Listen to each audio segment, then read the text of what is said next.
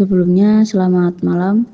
Perkenalkan, nama saya Esti Nugrohenglinui dari absen 7, kelas 12C. Saya akan mempresentasikan tugas PKWU tentang observasi budidaya perikanan. Yang pertama ada latar belakang. Budidaya perairan air tawar adalah kegiatan pemeliharaan ikan air tawar untuk meningkatkan produktivitas perairan. Kegiatan ini dilakukan dengan memperbanyak, menumbuhkan, dan meningkatkan kualitas biota air. Gurame atau gurami adalah sejenis ikan air tawar yang populer sebagai ikan konsumsi di Asia Tenggara dan Asia Selatan. Di samping itu, gurame juga sering dipelihara dalam kolam maupun akuarium.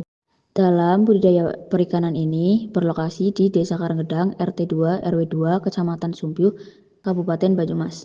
Lokasi ini bertepatan di dekat sungai dan sawah. Maka dari itu, lokasi tersebut dapat digunakan sebagai sumber air yang pas untuk dijadikan lokasi kolam perikanan gurame. Dalam berbudidaya ikan gurame ini memerlukan beberapa alat dan bahan. Yang pertama ada alat. Alat yang diperlukan diantaranya yaitu terpal, mesin modif, jaring ikan, ember, pipa, dan selang. Dan untuk bahannya yaitu ada ikan, cacing, pur telur, dan benih telur.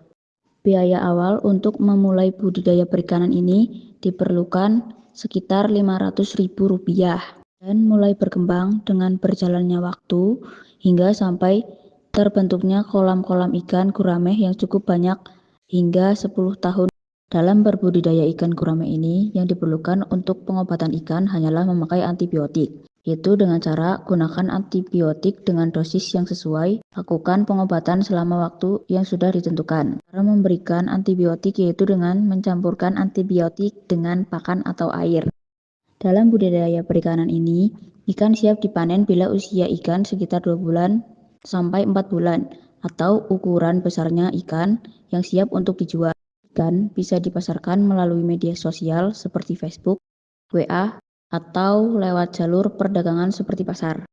Cara membersihkan kolam.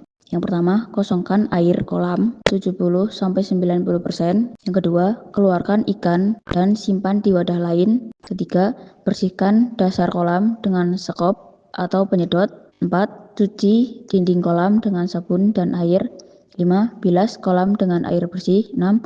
Ganti air dengan air baru yang sudah diadaptasi suhunya, pH-nya, dan kadar oksigennya. 7. Pastikan kolam kering sebelum mengisi air baru. Cara merawat alat-alat budidaya. Yang pertama, bersihkan filter dengan air dan sabun. Yang kedua, cuci pompa dan peralatan lainnya. 3. Pasang kembali peralatan. 4. Periksa dan ganti suku cadang yang rusak. 5. Lakukan kalibrasi alat-alat. 6. Simpan alat-alat di tempat yang kering dan bersih.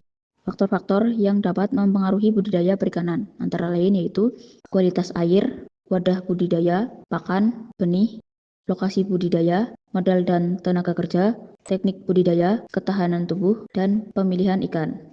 Budidaya perikanan ini memenuhi standar kesehatan karena setiap kolamnya tidak ada nyamuk karena nyamuk tersebut dimakan oleh ikan gurame. Oleh karena itu, nyamuk bisa menjadi aset makanan ikan tanpa mempengaruhi kesehatan sekitarnya. Dalam berbudidaya perikanan gurame ini, biaya operasional bisa mencapai 80% dari keuntungan.